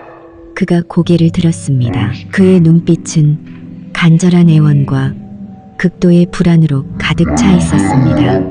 그는 제가 돌이킬 수 없는 무언가를 하려 한다는 것을 알고 있었습니다. 민준 씨, 저는 그가 들을 수 있을 만큼 그러면서도 평정심을 잃지 않는 목소리로 말했습니다. 저 몸이 좀 안 좋아서 먼저 들어가 봐야 할 것 같아요. 저는 거짓말을 했습니다. 몸은 멀쩡했지만 여러 사람 앞에서 시끄럽고 교양 없는 싸움을 만들고 싶지 않았습니다. 저는 가장 교양 있고 단호하며 이성적인 방식으로 저항하기로 선택했습니다. 민준 씨는 즉시 일어나 저를 붙잡으려 했습니다. 지혜 씨, 사돈과 함께 추가 주문에 열중하던 시어머니도 고개를 들었습니다. 그분의 얼굴에는 놀라움이 스쳐 지나가더니 이내 분노와 경계심으로 바뀌었습니다. 그분은 제가 떠나면 모든 것이 생각처럼 쉽지 않을 것이라는 걸 알았던 거죠. 지혜야, 너 지금 뭐 하는 거니? 그분은 위협적인 목소리로 크게 말했습니다. 무슨 짓이야? 왜 갑자기 몸이 안 좋아? 온 가족이 축하하고 있는데 어디서 꾀병이야? 저는 시어머니께 대답하지 않았습니다. 그저 민준 씨를 똑바로 쳐다보며 놀라울 정도로 차분한 목소리를 유지했습니다. 당신은 어머니랑 다른 분들이랑 같이 있어요. 전 먼저 갈게요. 말을 마친 저는 단 1초도 지체하지 않았습니다. 저는 화목실 문을 향해 똑바로 걸어갔습니다. 제 발걸음 하나하나는 단호하고 무거웠습니다. 마치 지난 3년간 저를 가두었던 비좁은 세장에서 걸어 나오는 듯 했습니다. 시어머니는 상황의 심각성을 깨닫고 즉시 메뉴판을 내려놓았습니다. 그분은 저를 보내줄 수 없었습니다. 이 어처구니 없는 연극을 막을 수 있는 결단력을 가진 사람이 저뿐이라는 것을 알았기 때문입니다. 그분은 재빨리 일어나 긴 걸음으로 문 쪽으로 와서 제 앞을 가로막았습니다. 그분의 얼굴은 이제 분노와 두려움으로 일그러져 있었습니다. 그분은 문을 가로막고 서서 두 손을 허리에 짚었습니다. 더 이상 어떤 가식도 남아있지 않았습니다. 저의 단호한 행동은 방 안의 13명 손님 모두의 시선을 끌었습니다. 그들은 모두 주문과 식사를 멈췄습니다. 그들은 모두 이 극적인 대치 상황에서 누가 승자가 될지 지켜보고 있었습니다. 저는 화목실 문턱에서 시어머니와 마주섰습니다. 우리 두 사람의 거리는 불과 몇 걸음이었지만 마치 결코 메울 수 없는 깊은 심연이 가로놓인 듯했습니다. 그분의 등 뒤에는 초대받지 않은 수많은 손님들의 혼란과 탐욕이 있었고 제 앞에는 이 정교한 덫에서 벗어날 수 있는 유일한 탈출구가 있었습니다. 시어머니는 더 이상 아까의 상냥한 가짜 미소를 짓고 있지 않았습니다. 그분의 얼굴은 분노와 계획이 탈로 날지도 모른다는 두려움으로 흉측하게 일그러져 있었습니다. 그분은 견고한 벽처럼 문을 가로막고 서서 제가 빠져나갈 틈을 주지 않았습니다. 그분은 저를 증오의 찬 눈빛으로 쏘아보더니 방 안의 모든 사람들과 아마도 밖에 있는 직원들까지 모두 들으라는 듯 크고 단호한 목소리로 외쳤습니다. 이지혜, 너 지금 뭐 하려는 거야?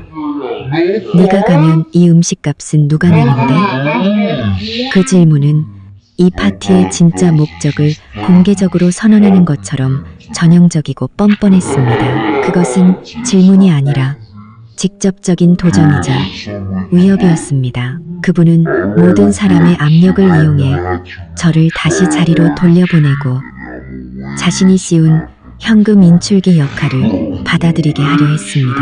그분은 저의 오랜 인내심과 시댁, 사돈댁의 압박이 있다면 제가 결국 고개를 숙일 것이라고 확신했습니다. 그 대치의 순간 저는 이상할 정도로 고요함을 느꼈습니다. 저의 분노는 더 이상 타오르는 불꽃이 아니라 날카로운 냉기로 변해 있었습니다. 저는 천천히 숨을 깊게 들이마시고 목소리가 떨리지 않도록 하며 그 뻔뻔한 도전에 맞섰습니다. 제가 가면 누가 계산하냐고요? 저는 말했습니다. 제 목소리는 그분보다 작았지만 모두가 귀 기울이게 만드는 무게감과 침착함이 있었습니다. 그 질문은 저분들을 이곳에 초대한 분께 하시는 게 맞을 것 같은데요. 남편 민준 씨가 그때 비틀거리며 일어났습니다. 그는 다가오려 했으며 애원하는 얼굴로 말했습니다. 어머니, 지혜 씨, 두 분 다 제발 일 크게 만들지 마세요. 지혜야, 일단 가지 마. 어머니, 일단 지혜는 보내주세요. 돈 문제는 제가 해결할게요. 넌 조용히 못해. 시어머니가 돌아서서 민준 씨를 꾸짖었습니다. 이 비겁한 놈아. 내 마누라가 지금 나를, 우리 집안 전체를 무시하고 있잖아. 쟤를 보내면 이 산더미 같은 계산서는 누가 책임지는데 이 돈이 적은 돈인 줄 알아? 그분은 다시 저를 쏘아보았습니다. 그 눈빛은 칼날 같았죠. 어디서 수작이야. 너는 맏며느리고 네 남편이 보너스를 받았으면 당연히 시어머니, 시동생, 사돈댁까지 대접해야 하는 거야. 어딜 가든가. 하지만 이 밥값은 내놓고 가야지. 민호와 소미도 즉시 일어나 문 쪽으로 다가와 2차 방어선을 만들었습니다. 사돈댁은 불쾌한 표정으로 저를 뚫어져라 쳐다보고 있었습니다. 13명 모두가 제 대답을, 제 굴복을 기다리고 있었습니다.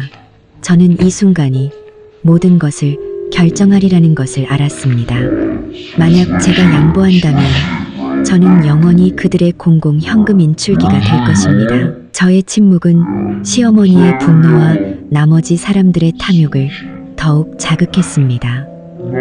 그들은 저를 이대로 순순히 보내줄 생각이 없었습니다. 시동생 민호가 한 걸음 앞으로 나왔습니다.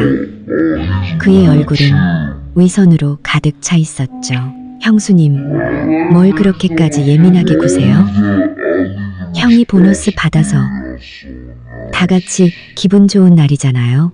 형이랑 형수님은 돈도 있으면서 부모님하고 동생한테 쓰는 몇십만 원이 그렇게 아까우세요? 형수님이 이렇게 행동하는 건 우리 가족 무시하는 거고, 우리를 시골뜨기 취급하면서 이런 고급스러운 곳에서 밥 먹을 자격도 없다고 생각하는 거 아니에요? 민호의 비난은 악랄한 심리 공격이었습니다.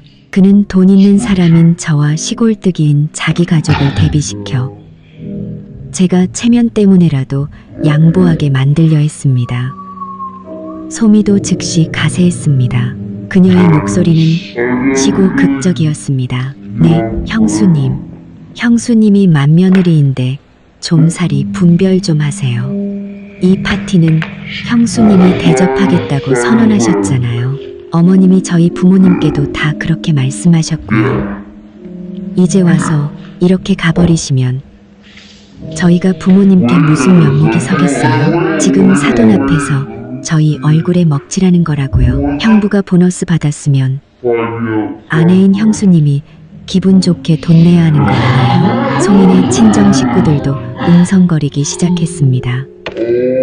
작은 속삭임은 점차 공개적인 비난으로 바뀌었습니다.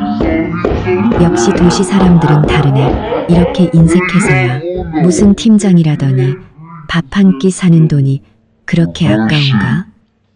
먹을 건 다 시켜놓고 이제 와서 가겠다니 정말 교양 없네. 저는 시선과 말 그리고 비난에 둘러싸였습니다.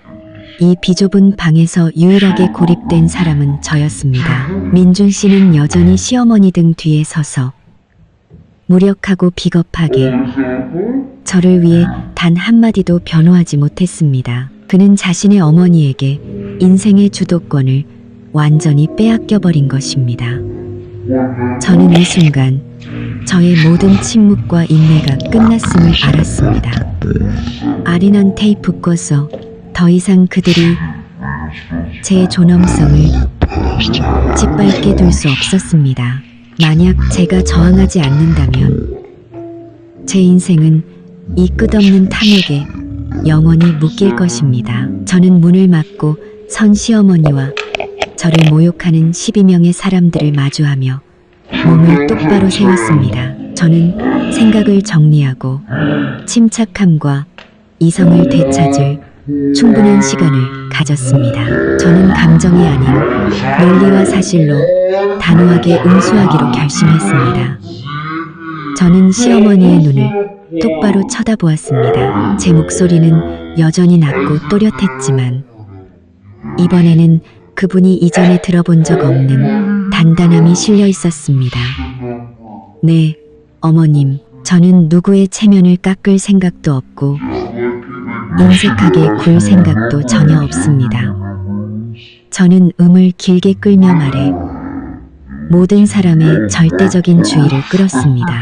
하지만 이제는 이 식사 대접의 원칙에 대해 분명히 짚고 넘어가야 할 때인 것 같습니다. 저는 다른 사람에 대한 존중이 결여된 독단적인 행동에 대해 돈을 지불하는 습관이 없습니다. 저는 한 걸음 앞으로 다가갔습니다. 저의 단호함에 그분은 살짝 주춤했습니다. 저는 저의 유일한 무기인 이성과 논리를 사용해 그들의 불합리에 맞서야 할 때가 왔음을 알았습니다. 저는 문을 가로막고 선 시어머니와 저를 훑어보는 12명의 시선과 정면으로 마주 섰습니다. 저의 차가울 정도의 침착함은 화목실에 절대적인 침묵을 가져왔습니다. 모두가 저의 마지막 대답을 기다리고 있었습니다. 팡도가 대답을 기다리고 있었습니다.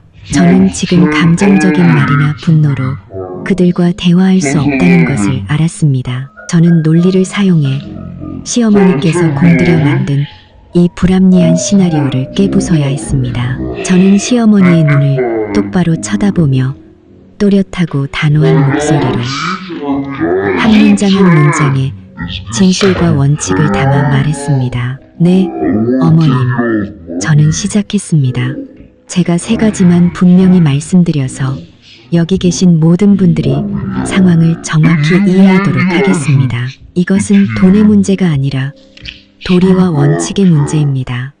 저는 손가락을 펴 보이며 첫 번째 논점을 제시했습니다. 첫째, 애초에 민준 씨는 어머님과 저 단 세 사람만 초대했습니다.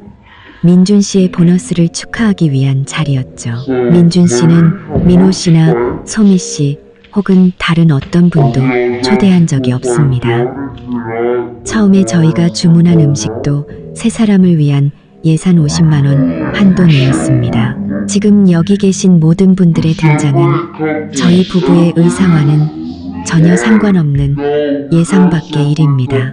저는 잠시 말을 멈추고 사람들의 반응을 살폈습니다. 시어머니가 말을 끊으려 했지만 저는 그분에게 반박할 기회를 주지 않고 재빨리 말을 이었습니다. 둘째, 저는 두 번째 논점을 제시하며 날카로운 눈빛으로 민호와 소미를 훑었습니다. 어머님께서 임의로 비싼 음식 2가지를 추가 주문하셨고 그 후에는 소미 씨네 친정 식구들까지 이곳으로 부르셨습니다. 저희 부부는 이렇게 많은 손님들이 오신다는 것에 대해 전혀 통보받지 못했습니다. 어머님께서 혼자 결정하고 혼자 계획하고 심지어 제가 전혀 모르는 상황에서 제가 대접하는 것이라고 공개적으로 선언하셨습니다. 시어머니는 더듬거리기 시작했습니다. 나는 너희들 체면 세워주려고. 저는 그분이 말을 끝내게 두지 않았습니다. 정중하지만 단호하게 그분의 말을 잘랐습니다. 저는 가장 핵심적인 세 번째 논점으로 넘어갔습니다. 도르가심청. 정중하지만 단호하게 그분의 말을 잘랐습니다. 그리고 셋째, 이 세상의 가장 기본적인 원칙은 초대한 사람이 계산한다는 것입니다. 어머님께서 임의로 손님을 더 초대하셨고 저희 부부의 초기 예산을 훨씬 뛰어넘는 수많은 비싼 음식들을 주문하셨으며 제가 대접한다고 선언하셨습니다. 하지만 실제로 전화를 하고 약속을 잡고 모든 분들이 이곳에 오도록 계획한 사람은 바로 어머님이십니다. 그렇다면 추가된 손님들에 대한 비용을 책임져야 할 사람은 바로 어머님이십니다. 저의 3가지 논점은 명확하고 논리 정연하며 설득력 있게 제시되어 방안을 완전한 침묵에 빠뜨렸습니다. 시어머니의 탐욕과 뻔뻔함은 사돈댁과 바로 그 아들 앞에서 적나라하게 드러났습니다. 남편 민준 씨는 벽에 기댄 채 얼굴이 새하얗게 질려 있었습니다. 그는 더 이상 저를 쳐다보지 못했습니다. 하지만 저는 그가 제 말을 한마디 한마디 똑똑히 들었고 제가 진실을 말하고 있다는 것을 알고 있음을 직감했습니다. 시어머니는 분노로 몸을 떨었지만 저의 그 3가지 논리적인 주장에 반박할 수 없었습니다. 그분은 더 이상 거짓말을 할 수 없었죠. 그분에게 남은 마지막 전략은 때를 쓰고 위협하는 것뿐이었습니다. 시어머니는 더 이상 변명할 말이 없자 즉시 난동을 부리기 시작했습니다. 그분은 손을 뻗어 제 핸드백을 잡으려 했습니다. 입 닥쳐. 이지혜, 어디서 시어미한테 변호사처럼 따박따박 말댔구야. 너는 며느리고 며느리는 효도하고 양보할 줄 알아야 해. 당장 돈 꺼내서 이 밥값 전부 계산해. 한 푼도 빠짐없이. 그분은 날카로운 목소리로 소리쳤습니다. 네가 지금 사돈 앞에서 나를, 우리 집안 전체를 망신시키려는 거지? 내가 널 그냥 보내줄 것 같아? 핸드백을 잡아채려는 그분의 행동은 상황을 극단으로 몰고 갔습니다. 저는 한 걸음 뒤로 물러나 그분의 손길을 피하며 핸드백을 꽉 쥐었습니다. 네, 어머님, 죄송하지만 이런 행동에는 타협할 수 없습니다. 저는 단호하게 말했습니다. 어머님은 지금 제가 초대하지도 않았고 이 비합리적인 추가 비용에 전혀 동의하지 않은 식사에 대해 강제로 돈을 내라고 하고 계십니다. 저는 이런 행동을 공갈 협박이라고 부르겠습니다. 제가 내뱉은 공갈 협박이라는 단어는 방 안의 모든 사람들을 경악하게 만들었습니다. 민호, 소미, 그리고 사돈댁까지 모두 눈이 휘둥그레졌습니다. 제가 감히 시어머니의 행동에 대해 그렇게까지 강한 단어를 사용할 줄은 몰랐던 것입니다. 민준 씨는 상황이 악화되는 것을 보고 허둥지둥 달려와 양쪽을 말리려 했습니다. 지혜야, 제발 그만해. 그런 말은 하지 마. 그는 어머니를 돌아보며 말했습니다. 어머니, 제발 소란 피우지 마세요. 알았어요. 돈이 뭐가 중요해요. 제가 다 낼게요. 제가 이 밥값 전부 계산할 테니까 제발 지혜랑 그만 싸우세요. 민준 씨는 상황을 끝내고 어머니와 아내의 분노를 잠재우려는 마지막 노력으로 자신이 돈을 내겠다고 제안했습니다. 그는 이 타협이 자신이 그토록 원하던 그 거짓된 평화를 지켜줄 것이라고 기대했습니다. 하지만 저는 더 이상 예전에 인내하는 여자가 아니었습니다. 저는 깊은 실망이 담긴 눈으로 민준 씨를 쳐다보았습니다. 민준 씨, 저는 말했습니다. 당신이 그렇게 하도록 내버려 두지 않을 거예요. 저는 시어머니를 한 번, 그리고 민준 씨를 똑바로 쳐다보며 말했습니다. 당신이 오늘 돈을 내는 건 어머니의 뻔뻔함을 인정하는 것이고 어머니와 동생에게 이용당하는 것을 받아들이는 거예요. 저는 당신이 아내의 모욕을 돈으로 사야 할 만큼 비겁한 남자가 되도록 내버려 두지 않을 겁니다. 게다가 저는 도전적인 목소리로 덧붙였습니다. 이 계산서는 이미 엄청난 금액이에요. 지금 당장 당신 혼자 감당할 수 있는 수준을 훨씬 넘어섰을 겁니다. 당신이 오늘 돈을 내면 내일은 어머니와 당신 동생이 또 다른 시나리오를 들고 나올 거예요. 그때도 계속 돈을 낼 수 있다고 장담할 수 있어요? 민준 씨의 타협안에 대한 저의 단호한 거절은 시어머니를 더욱 분노하게 만들었습니다. 그분은 민준 씨가 돈을 내지 않으면 자신이 감당할 수 없는 거액의 계산서를 마주해야 한다는 것을 알았습니다. 그분의 계획은 완전히 틀어진 것입니다. 너 정말 뻔뻔하구나. 너 여기서 한 발짝도 못 나가. 그분은 절망적으로 문을 막으며 소리쳤습니다. 네, 어머님, 저는 갈 겁니다. 저는 말했습니다. 그리고 저는 저희 부부가 먹은 음식값만 계산할 겁니다. 나머지는 저분들을 초대한 분께 양보하도록 하죠. 저는 더 이상 논쟁하거나 설명하는데 1초도 낭비하지 않았습니다. 저는 다음에 무엇을 해야 할지 분명히 알고 있었습니다. 저는 제 마지막 행동, 즉 제 몫만 계산하고 단호하게 떠나는 것을 실행해야 했습니다. 제가 그들의 독단에 돈을 내지 않겠다고, 그리고 이 공갈 협박을 거부한다고 단호하게 선언하자 시어머니는 거의 이성을 잃으셨습니다. 그분은 소리를 지르며 두 팔을 뻗어 저를 막으려 달려들었습니다. 거기서 너 못 가. 너 이렇게 하는 건 불효야. 이 나쁜 며느리야. 그분은 날카롭게 소리쳤고 그 소리는 방 전체에 울려 퍼져 식당 전체의 이목을 집중시켰습니다. 민준 씨도 완전히 패닉에 빠졌습니다. 그는 어머니를 껴안고 말리며 몸싸움을 피하려 애썼습니다. 어머니, 제발 진정하세요. 지혜야, 가지마. 너 이렇게 하면 일만 더 커져. 저는 더 이상 아무 말도 하지 않았습니다. 지금은 어떤 말이든 무의미하고 행동만이 유일한 대답이라는 것을 알았습니다. 저는 민준 씨의 팔을 부드럽지만 단호하게 뿌리쳤습니다. 저는 그를 똑바로 쳐다보며 말했습니다. 민준 씨, 저는 분명히 말했어요. 저는 이 뻔뻔하고 불합리한 상황에 돈을 내지 않을 거예요. 당신은 남아서 어머니 그리고 당신 동생과 해결해요. 저는 갈게요. 시어머니의 비명, 민준 씨의 힘없는 애원, 그리고 민호, 소미와 사돈댁의 증오, 어린 시선 속에서 저는 몸을 돌려 화목실 문 밖으로 나섰습니다. 시어머니는 민준 씨의 팔을 뿌리치고 저를 쫓아오려 했지만 민준 씨가 그분을 붙잡았습니다. 아들에게 붙들려 분노에 차 소리 지르는 시어머니의 모습은 그곳에 있던 모든 사람들의 눈에 가장 혼란스럽고 부끄러운 장면으로 남았습니다. 저는 곧장 식당 계산대로 향했습니다. 지배인과 직원들은 이미 방금 일어난 소란을 눈치채고 있었습니다. 그들은 호기심과 동정이 섞인 눈으로 저를 쳐다보았습니다. 화목실 총 계산서 좀 보여주시겠어요?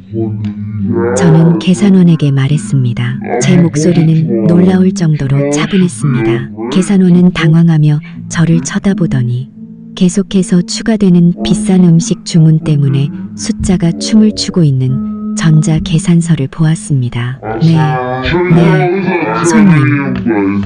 현재 총 금액은 150만 원이 넘었고 아직도 추가되고 있습니다. 150만 원, 아직 제대로 서빙되지도 않은 식사에 대한 거액이었습니다. 그것은 우리의 초기 예상을 훨씬 뛰어넘는 금액이었죠. 알아요. 저는 말했습니다. 그것은 우리의 초기 예상을 훨씬 뛰어넘는 금액이었죠. 계산서를 분리해주세요. 저는 시어머니께서 오시기 전에 저와 제 남편이 주문했던 가만 음식값만 지불하겠습니다. 신선로, 대하찜, 그리고 버섯 전골이요. 그것들 합쳐서 15만 원 정도 맞죠. 계산원은 고개를 끄덕이며 서둘러 컴퓨터를 조작했습니다. 그 음식들은 저와 민준 씨가 미리 주문했던 담백하고 전통적인 요리들로 저의 동의와 지출한 돈 내에 있었습니다. 네, 정확히 15만 5천 원입니다. 저는 지갑을 꺼내 정확한 금액을 결제했습니다. 저는 결제된 영수증을 받아 깔끔하게 접어 핸드백에 넣었습니다. 이것은 제가 도망치는 것이 아니라는 명백한 증거였습니다. 저는 제가 동의한 식사 부분에 대한 책임을 다했습니다. 제 나머지 계산서는 다금바리회, 불도장, 킹크랩, 전복, 제비집 스프와 비싼 와인을 포함한 것들입니다. 그건 제 시어머니와 시동생 가족이 주문했어요. 그분들은 지금 화목실에 계십니다. 남은 계산서는 그분들께 청구해 주세요. 저는 계산원에게 명확하고 또렷하게 말했습니다. 계산원은 놀란 눈으로 저를 쳐다봤지만 프로답게 응대했습니다. 네, 알겠습니다. 손님. 저는 뒤돌아보지 않고 식당을 나섰습니다. 등 뒤로는 시어머니의 절망적인 비명, 민준 씨의 한숨, 민호와 소미의 분노, 그리고 13명 초대받지 않은 손님들의 경악이 남았습니다. 가로등 불빛 아래 식당 문을 나서는 순간 저는 이전에 느껴보지 못했던 강력한 해방감을 느꼈습니다. 저는 정교한 덫에서 모욕에서 벗어났습니다. 그리고 가장 중요하게 저는 제 자신의 존엄성과 원칙을 되찾았습니다. 인내는 끝났습니다. 이 순간부터 진정한 싸움이 시작될 것임을 직감했습니다. 저의 단호한 퇴장은 시댁에 큰 충격을 안겨주었습니다. 저는 시어머니와 민호가 쉽게 물러서지 않을 것임을 알고 있었습니다. 아니나 다를까 식당 사건 이후 며칠 동안 저와 민준 씨는 숨막히는 냉전 분위기 속에서 살았습니다. 시어머니는 극심한 분노와 창피함 속에서 그 거액의 계산서를 지불해야만 했습니다. 민준 씨가 감히 전액을 지불하지 못했기 때문인데 그에게 그만한 현금이 없었던 탓도 있고 저로 인해 마음이 흔들린 탓도 있었습니다. 즉시 시어머니는 대규모 여론전에 돌입했습니다. 그분은 모든 친척, 이모, 고모, 삼촌, 친한 친구, 심지어 이웃들에게까지 전화를 걸어 저에 대한 거짓말로 험담을 퍼뜨렸습니다. 우리 며느리 지혜는 인색하고 불효막심한 애야. 늙은 시어미랑 사돈댁 식구들한테 100만 원이 넘는 밥값을 떠넘기고 중간에 도망가 버렸어. 아주 못돼 먹은 며느리야. 시댁 전체를 무시하는 거라고 초대한 사람이 내는 거라고 하더라니까. 내가 걔한테 예물로 사준 금반지, 금목걸이가 얼만데 나한테 이렇게 대할 수가 있어? 소문은 산불처럼 빠르게 퍼져나갔습니다. 저는 비난의 중심이 되었지만 그 비난을 하는 사람들은 진실을 전혀 알지 못했습니다. 저는 시댁 쪽 이모, 고모들에게서 수많은 전화를 받았습니다. 그들은 안부를 묻기 위해서가 아니라 저를 책망하고 시댁의 체면을 위해 참고 살라고 충고하기 위해 전화했습니다. 저는 해명하거나 맞서 싸우지 않았습니다. 저는 침묵을 지켰습니다. 시어머니의 말을 믿고 싶어하는 사람들에게는 설명해봤자 소용없다는 것을 알았기 때문입니다. 진실은 더 적절한 때에 밝혀질 것이었습니다. 동시에 시어머니와 민호는 새로운 재정적 압박을 가하기 위해 민준 씨를 직접 겨냥한 또 다른 작전을 시작했습니다. 그분은 그 거액의 계산서를 혼자 감당해야 한다는 사실을 받아들일 수 없었습니다. 시어머니는 계속해서 민준 씨에게 전화를 걸어 밥값을 내기 위해 빚을 졌다고 울며 호소하거나 그 돈을 자신에게 배상하라고 요구했습니다. 민준아, 너는 내 아들이야. 엄마가 이렇게 망신당하게 내버려둬선 안 돼. 너 엄마한테 그 돈 갚아야 해. 내 마누라가 짓밟은 내 명예를 보상해줘야 한다고. 밥값을 요구하는 것 외에도 민호와 소미도 가세하여 계속해서 다른 이유들을 대며 민준 씨에게 돈을 요구했습니다. 형, 어머니가 스트레스 받아서 심장이 안 좋으시대. 병원 가서 종합 검진 받으셔야 해. 형이 맞아들이니까 어머니 챙겨야지. 형수님이 사돈 앞에서 어머니 망신 줬다고 우리 장인, 장모님이 엄청 화나셨어. 명예훼손 보상금을 달라고 하셔. 내 신용카드 한도가 다 찼는데 형이 좀 도와줘야지. 민준 씨는 두 개의 포화 속에서 옴짝달싹 못하게 되었습니다. 한쪽은 어머니와 동생의 분노와 도덕적 압박이었고 다른 한쪽은 저의 단호함과 이성이었습니다. 그는 지치고 스트레스를 받았지만 진실을 마주하는 대신 몰래 숨기는 방법을 택했습니다.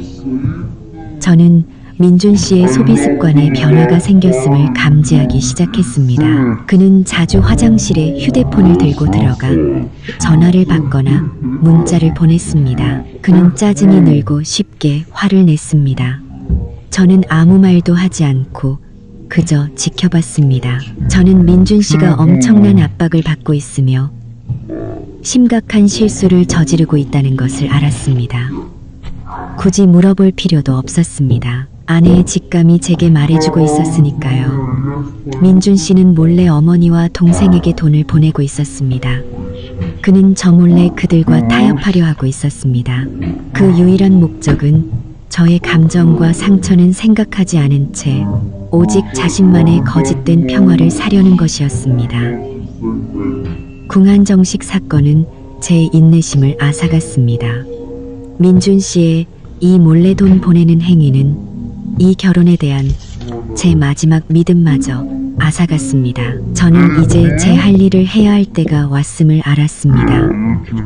식당 사건과 길고 긴 냉전 끝에 저는 인내가 치명적인 실수였다는 것을 분명히 깨달았습니다. 저는 침묵과 양보가 평화를 살 수 있다고 착각했지만 그것은 시댁 식구들이 더욱 기세등등하게 만드는 촉매제에 불과했습니다. 이제 민준 씨에 대한 마지막 믿음마저 완전히 산산조각 났습니다. 어느 날 저녁 민준 씨가 씻으러 간 사이 충전기에 꽂아둔 그의 휴대폰에서 카카오톡 알림이 울렸습니다. 저는 남편의 휴대폰을 훔쳐보는 습관이 없었지만 직감과 의심이 저를 행동하게 만들었습니다. 휴대폰 잠금을 풀자 제가 본 것은 제 극심한 실망감을 확인시켜주는 내용이었습니다. 시어머니, 민호, 그리고 민준 씨만 있는 단체 채팅방에 수많은 메시지와 계좌 이체 내역이 있었습니다.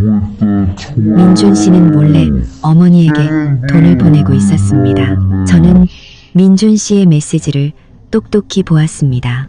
어머니, 방금 400만 원 보내드렸어요. 이모님께 빌린 돈 갚으시고 저번 밥값에 보태세요.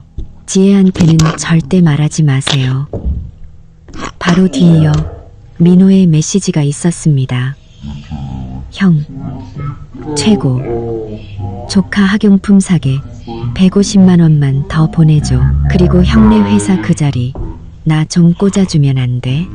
민준 씨는 어머니에게 밥값을 갚아준 것뿐만 아니라 다른 여러 명목으로 추가적인 돈을 보내고 있었고 자신의 영향력을 이용해 민호의 취업까지 도우려 하고 있었습니다. 그가 시댁에 몰래 보낸 총액은 놀라울 정도였습니다. 거의 그의 보너스 전액에 달하는 금액이었죠. 제 가슴이 아팠던 것은 돈 때문이 아니었습니다. 제가 믿었던 남편의 배신과 거짓말 때문이었습니다. 그는 저 피를 빠는 가족을 아내의 진실과 신뢰 대신 자신의 안위를 선택한 것입니다. 저는 민준 씨가 더 이상 남편으로서 저의 버팀목이 되어줄 만큼 강하지 않다는 것을 깨달았습니다. 그는 어머니와 동생에게 완전히 통제당하고 있었습니다. 저는 결심했습니다. 존중이 죽고 신뢰가 무너진 결혼 생활을 더 이상 이어갈 수 없다고요. 이제는 저 자신을 위해 독립과 평화를 되찾아야 할 때였습니다. 저는 이성적이고 냉철하게 행동했습니다. 계산으로 가득 찬 이 시댁에서 벗어나기 위해서는 단순히 말만으로는 안 된다는 것을 알았습니다. 저는 반박할 수 없는 증거가 필요했습니다. 제가 가장 먼저 한 일은 조용히 변호사와 상담하는 것이었습니다. 저는 이혼 시 저의 권리와 의무, 그리고 재산과 명예를 지키는 방법을 명확히 알고 싶었습니다. 그와 동시에 저는 상세한 증거 수집 작전에 돌입했습니다. 첫째, 저는 민준 씨가 시어머니와 민호에게 보낸 계좌이체, 내역과 카카오톡 메시지 화면 전체를 캡처했습니다. 이 증거들은 시댁의 재정적 착취 행위와 민준 씨의 기만적인 행동을 명확히 보여주었습니다. 둘째, 저는 시어머니의 전화 통화와 큰 소리로 말하는 내용들을 녹음하기 시작했습니다. 저는 특히 그분이 궁 한정식에서의 식사에 대해 말하는 부분에 주의를 기울였습니다. 저는 휴대폰에 녹음 앱을 설치해 두었죠. 식당에서의 그날 저녁, 시어머니께서 이 파티는 맏며느리 이지혜가 왕민준의 보너스로 함께 기쁨을 나누고 좋은 기운을 받기 위해 대접하는 것이라고 선언했을 때 제가 녹음 버튼을 눌렀던 것을 기억해냈습니다. 저는 운 좋게도 그분의 손님, 초대 선언, 녹음 파일을 저장해 두었습니다. 이 녹음 파일이야말로 판을 뒤집을 핵심 열쇠였습니다. 셋째, 저는 식당에서 저와 민준 씨의 몫인 약 15만 원을 결제한 영수증을 촬영하여 제가 책임을 회피하지 않았음을 증명했습니다. 저는 모든 일을 조용하고 은밀하게 어떤 낌새도 보이지 않고 진행했습니다. 저는 여전히 민준 씨와 평소처럼 식사하고 대화했지만 그것은 감정이나 교감이 없는 사교적인 대화일 뿐이었습니다. 저는 적절한 시기를 시댁으로부터의 마지막 치명적인 공격을 기다리고 있었습니다. 그래야 제가 모든 것을 공개하고 모든 것을 끝낼 수 있을 테니까요. 저는 준비가 되었습니다. 제가 기다리던 일은 오래지 않아 일어났습니다. 시어머니는 제가 떠나버리고 민준 씨가 돈을 충분히 갚지 않은 것을 받아들일 수 없었습니다. 그분은 저를 공개적으로 위협하고 망신시키려는 마지막 대담한 행동을 결심했습니다. 어느 수요일 아침, 시어머니는 제 회사까지 찾아왔습니다. 제가 중요한 회의를 하고 있을 때 비서가 허둥지둥 달려와 나이 든 여성이 로비에서 난동을 부리고 있으며 자신이 제 시어머니라며 저를 만나야 한다고 주장하고 있다고 보고했습니다. 저는 즉시 회의를 마치고 로비로 내려갔습니다. 시어머니는 로비 한가운데에 서서 큰 핸드백을 손에 들고 분노와 원망이 가득한 얼굴을 하고 있었습니다. 그분은 이미 제 많은 동료와 직원들의 주목을 받고 있었습니다. 이지혜, 너 당장 이리 나와. 그분은 날카로운 목소리로 소리쳤습니다. 어디서 시어미를 피하고 있어. 당장 내 돈 갚아. 저는 다가가 절대적인 평정심을 유지했습니다. 네, 어머님, 여긴 회사예요. 하실 말씀 있으시면 조용히 말씀하세요. 제가 들을게요. 그분은 제 말을 전혀 듣지 않았습니다. 그분은 거대한 연극을 시작했습니다. 어딜 가려고? 너 저번에 그 밥값 150만 원이랑 우리 솜이 정신적 피해 보상금으로 1억 다 갚아야 해. 너 때문에 우리 솜이가 친정 부모님한테 얼마나 욕을 먹었는지 알아? 총 1억 150만 원. 당장 내놔. 그분은 터무니없이 큰 금액을 공개적으로 요구하며 막내 며느리의 정신적 피해 보상이라는 수법까지 썼습니다. 저는 숨을 깊게 들이마셨습니다. 순간이 왔습니다. 저는 더 이상 예전에 인내하는 며느리가 아니었습니다. 네, 어머님. 어머님께서 뭔가 오해하고 계신 것 같습니다. 제 목소리는 이제 주변 사람들 모두가 들을 수 있을 만큼 또렷했습니다. 밥값 150만 원을 갚으라고 하시는데 저는 분명히 말씀드렸습니다. 초대한 사람이 계산하는 거라고요. 시어머니가 반박하려 했습니다. 내가 네 시어미야. 내가 가족들을 초대한 건 다 너. 저는 휴대폰을 꺼내 버튼 하나를 누르고 스피커폰으로 설정했습니다. 한 목소리가 울려 퍼졌습니다. 바로 그날 화목실에서의 시어머니 목소리였습니다. 오늘 이 파티는 맏며느리 이지혜가 왕민준의 보너스로 함께 기쁨을 나누고 좋은 기운을 받기 위해 대접하는 것입니다. 그분의 손님 초대 선언 녹음 파일이 또렷하고 단호하게 울려 퍼졌습니다. 제 회사 로비는 완전한 침묵에 휩싸였습니다. 시어머니는 입을 떡 벌렸습니다. 그분의 얼굴은 제가 이런 증거를 가지고 있을 줄은 상상도 못했다는 듯 새하얗게 질렸습니다. 저는 녹음을 끄고 그분을 똑바로 쳐다보았습니다. 네, 어머님. 저는 저와 민준 씨의 몫인 15만 원을 이미 계산했습니다. 나머지는 어머님께서 임의로 손님을 초대하시고 제가 대접한다고 선언하신 부분입니다. 증거는 여기 있습니다. 어머님께서는 제가 대접한다고 하셨지 제가 초대한다고는 안 하셨죠. 죄송하지만 저는 이 불합리한 금액에 대해 단 한 푼도 지불하지 않을 겁니다. 그리고 소미 씨의 정신적 피해 보상금도 지불하지 않을 겁니다. 제 행동은 원칙을 지키기 위함이었으니까요. 바로 그때 민준 씨가 나타났습니다. 그는 소식을 듣고 제 회사로 달려온 것이었습니다.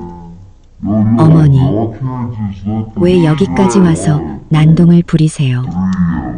민준 씨가 소리쳤습니다. 그는 극도로 창피해했습니다. 시어머니는 아들이 온 것을 보고 즉시 그에게 매달려 서럽게 울기 시작했습니다. 민준아, 너 봤지? 지혜가 나한테 이렇게 대한단다. 사람들 앞에서 공개적으로 나를 망신줬어. 나 더는 못 참겠다. 너 당장 쟤랑 이혼해. 나는 저런 막대먹은 며느리 필요 없어. 민준 씨는 저를 돌아보았습니다. 그의 얼굴은 혼란으로 가득 차 있었습니다. 그는 어머니와 아내 사이에 서서 마지막 선택을 마주해야 했습니다. 지혜야, 제발 어머니께 사과 한마디만 해줘. 민준 씨가 제게 애원했습니다. 저는 그가 너무 오랫동안 망설였다는 것을 알았습니다. 그는 여전히 타협을 선택하고 있었습니다. 저는 어떤 감정도 남지 않은 눈으로 민준 씨를 똑바로 쳐다보았습니다. 저는 핸드백을 열어 미리 인쇄해둔 서류 한 장을 꺼냈습니다. 그 안에는 그가 어머니와 동생에게 돈을 보낸 계좌이체 내역 사본이 끼워져 있었습니다. 민준 씨, 저는 차가운 목소리로 말했습니다. 저는 이 이혼 합의서를 미리 준비해뒀어요. 저는 이미 서명했고요. 당신이 방금 받은 증거들을 보세요. 당신이 제 등 뒤에서 무슨 짓을 했는지요. 이제 당신에게는 선택지가 하나뿐이에요. 이 서류에 서명하고 당신의 그 피 빨아먹는 가족에게서 영원히 벗어나거나 아니면 어머니와 계속 함께 살면서 법정에서 이 이혼 소송을 마주하거나. 저는 서류를 안내 데스크 위에 올려놓았습니다. 민준 씨는 떨리는 손으로 서류를, 어머니를, 그리고 저를 번갈아 보았습니다. 그는 너무 오랫동안 망설였습니다. 그의 비겁함이 이 결혼을 끝낸 것입니다. 민준 씨는 이혼을 선택했습니다.